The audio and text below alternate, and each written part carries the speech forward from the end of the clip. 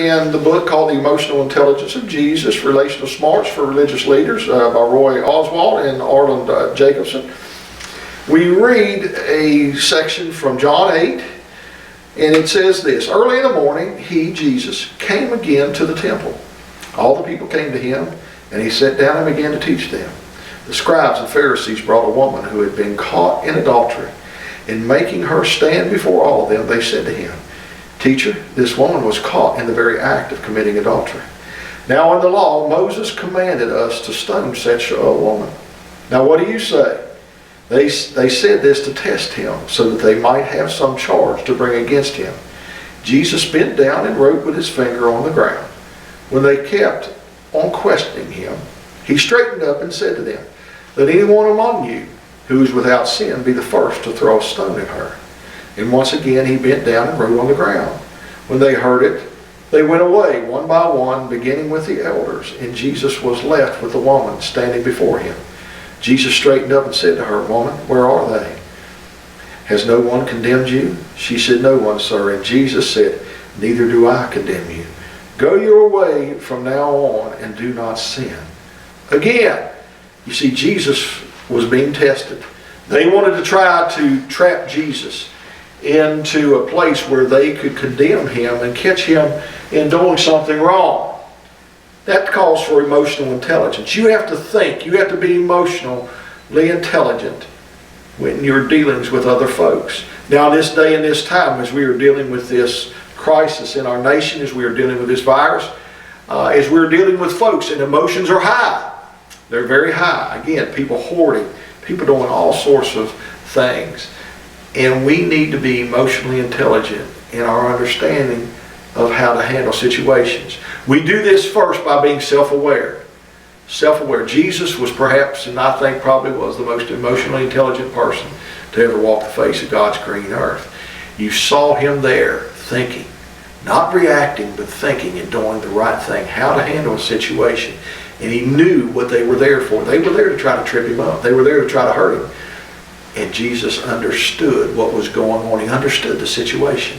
Knowing how to handle a situation and being self-aware of how you respond, how certain people will affect you, is very important in this day and in this time.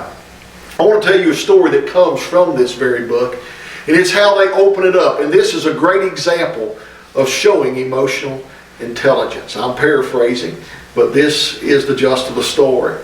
There was a squad leader, or actually a platoon leader of a group, an army platoon, in Iraq in the early days.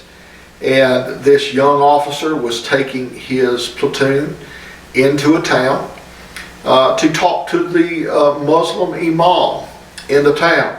Now you have to understand, this is an infantry unit. They are loaded to the hilt.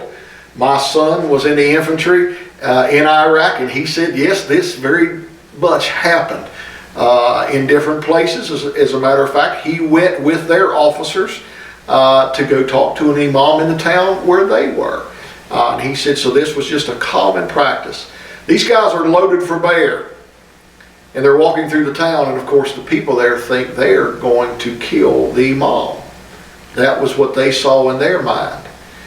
And all of a sudden, this platoon, 30, 40 men, are surrounded by hundreds of very angry people from this town who think they are coming to kill their leader, their teacher.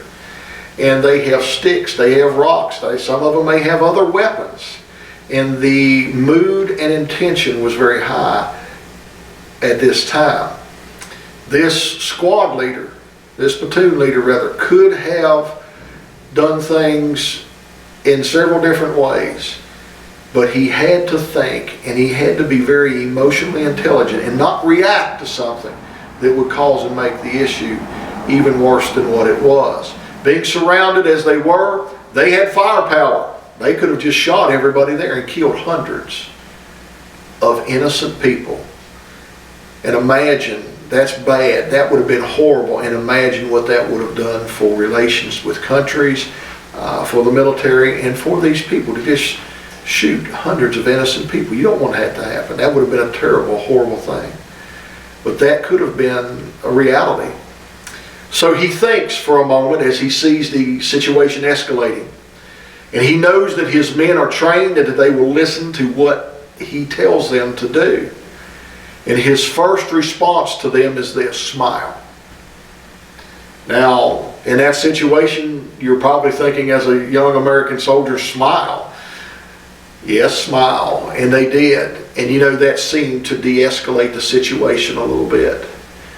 And then he gave them another order. He said, I want everyone to kneel down, or actually point your weapon toward the ground first. And they did, and that de-escalated the situation even a little more. And then his final order was kneel, get on one knee and kneel. And they did. And it de-escalated the situation. And a situation that could have turned into a horrible massacre, could have turned into hundreds of innocent Iraqis being killed, and even some Americans being killed or injured. It was taken away. This situation was de-escalated. They were able to go on and do their mission, talk to the imam, and ended up getting things to be very calm in that situation. You see, you've got to stay calm. You've got to stay focused. You have to be self-aware of what's going on, how you're reacting, and how others are affecting your reaction. To each and every action, there is an opposite and equal reaction. That's just common physics. Everything goes through that. Again, we have to watch how we react and how we act in each and every situation. And if we do the right things and we heed the voice of Jesus and look at him as our example, we can be very emotionally intelligent, and it will help us in these days and in the days to come. We pray today that God will bless you and keep you and richly be with you this day and always.